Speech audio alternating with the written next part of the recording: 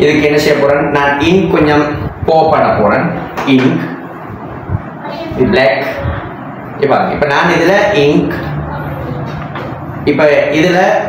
இது இங்க் தானே இது uncountable now இந்த இங்க் uncountable now இந்த இங்க் uncountable now இந்த bottle countable now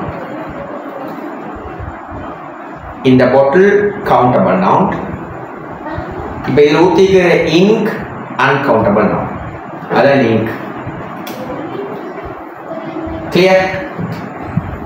விளங்குதா அதை நீங்கள் ஸ்டடி பண்ணணும்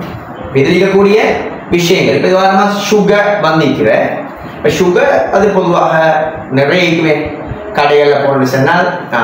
ஒரு பக்கெட்டில் வச்சுருப்பாங்க சுகர் அது uncountable noun இப்போ உங்களுக்கு ஒரு கிலோ தாரண்டால் a kilo of sugar அது countable now அந்த பேக் இப்போ ஸ்பூன் ஒன்றுல ஒரு டீஸ்பூன் இருக்குதானே அதில் சுகர் ஒரு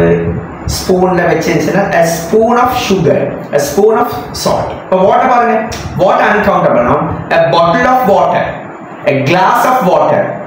சரி எனக்கு இன்னும் சொற்கள் இருக்குது ஒரு milk milk milk uncountable noun a bottle of milk a glass of milk நிறைய coffee uncountable noun tea uncountable noun ஆனால் a mug of coffee a cup of tea countable noun understood இது நீங்க நல்லா ஸ்டடி பண்ணணும் இந்த countable uncountable இப்போ கவுண்டபிளுக்கு மட்டும்தான் நீங்க சிங்குலர் ப்ளூரல் எழுதலாம் அன்கவுண்டபிளுக்கு சிங்குலர் ப்ளூரல் இல்லை அது நீங்க அல்லது என் போட இயலாது இந்த இடத்துல பாருங்க ஆயில்னு சொல்லி உங்களுக்கு என்ன செய்யணுமா என் ஆயில்னு போடணுமா இங்க என் ஐஸ்கிரீம் போடணுமா என் இங்கன் போடணுமா இயலாது இப்போ நாங்க இந்த இடத்துல போடுறது ராங் ஆனால் இதுக்கு உங்களுக்கு சொல்ல முடியும் என் ஐஸ்கிரீம் இந்த இடத்துல இது ஐஸ்கிரீம்ன்றது இது ஒரு ஸ்டிக் இப்போ ஐஸ்கிரீம் ஸ்டிக் வந்துருக்குது அப்போ அந்த ஸ்டிக் அப்படி அதாவது ஸ்டிக் தானே அதை நாங்கள்